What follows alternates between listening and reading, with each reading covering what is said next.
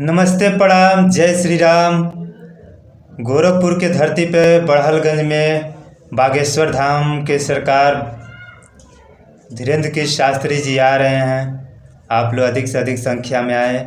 श्री बागेश्वर हनुमान जी महाराज की जय। भारत हिंदू राष्ट्र की जय। राम राज्य संकल्प की जय। श्री सन्यासी बाबा की जय। और गोरखपुर बड़हलगंज के सभी पागलों की जय। उत्तर प्रदेश के सभी प्रियजनों की जय।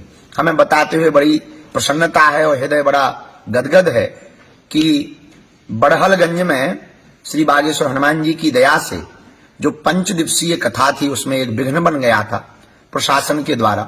हनुमान जी की दया से जो है हमको सूचना मिली और 17, 18 और 19 जनवरी को 3 दिवसीय कथा का भव्य और दिव्य आयोजन बड़हलगंज में रखा गया है। जो 5 दिन का आयोजन था वो है केवल 3 दिन का बचा।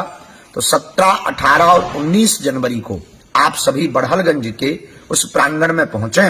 वहां 1 दिवसीय दिव्य दरबार भी लगेगा और 3 दिवसीय भगवत चर्चा हम श्री सीताराम जी की आप सबको सुनाएंगे।